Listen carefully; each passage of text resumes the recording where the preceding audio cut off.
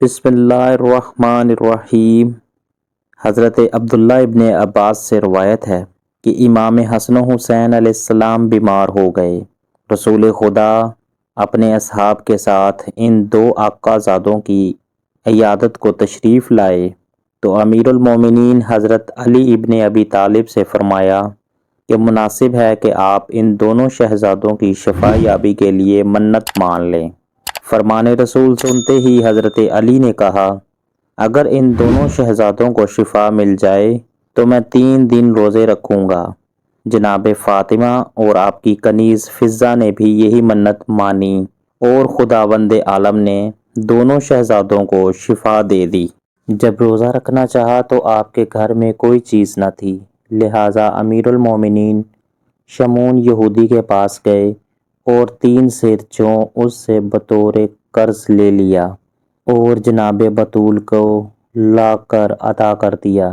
جناب بطول نے اس جوں کو پیس کر اس کی 5 روٹیاں پکائیں، یعنی ہر ایک کے لیے 1 روٹی۔ حضرت علی علیہ السلام رسول خدا کے ساتھ نماز مغرب پڑھ کر افطاری کے لیے گھر تشریف لائے۔ دسترخواں بچھ گیا۔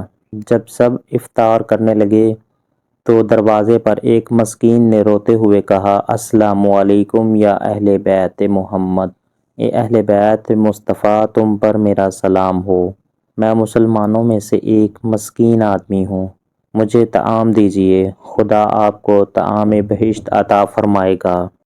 حضرت علی نے سخاوت کی اچھائی میں اشعار پڑھے جن کا مطلب یہ تھا کہ بہشت بخیل پر حرام ہے اور اس کا مقام دوزخ ہے، اور اپنی روٹی مسکین کو دے دی۔ جناب فاطمہ الزہرا سلام اللہ علیہا نے بھی حضرت علی علیہ السلام کی اقتداء کرتے ہوئے پہلے اشعار پڑھے، پھر اپنا طعام مسکین کو دے دیا۔ حسنین علیہ السلام اور جناب فضہ نے بھی اپنی اپنی روٹی مسکین کو دے دی، اور اس رات آپ سب نے سوائے پانی کے نہ کچھ کھایا نہ پیا۔ دوسرے دن آپ سب نے روزہ رکھا۔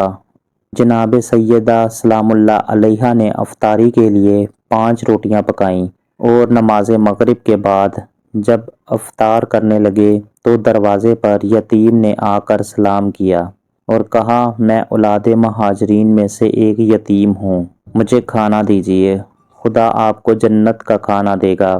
حضرت علی علیہ السلام نے یتیم پروری کی تعریف میں چند اشعار پڑھے اور اپنی روٹی یتیم کو دے دی۔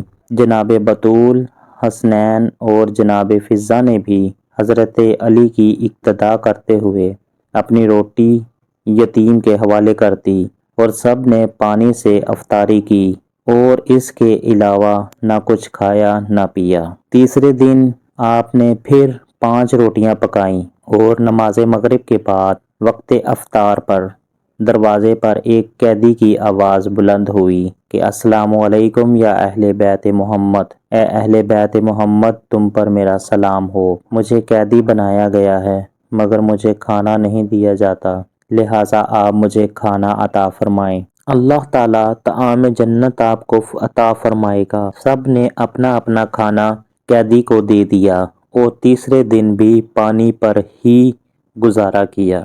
چوتھے دن جب ادائے نظر سے فارغ ہوئے تو جناب امیر المومنین نے دائیں ہاتھ میں حسن اور بائیں ہاتھ میں حسین کو پکڑا اور رسول خدا کی طرف روانہ ہوئے، جبکہ بھوک کی وجہ سے بچوں پر انتہائی درجے کی کپکپاہٹ طاری تھی۔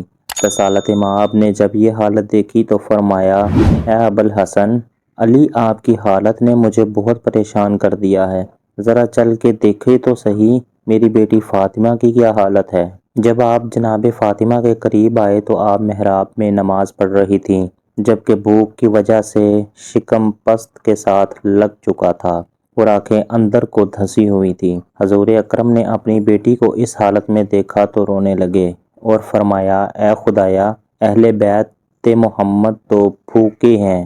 تو جبریل امین سورہ دہر لے کر حاضر ہوئے اور اول سے لے کر آخر تک پڑھ کے سنائی۔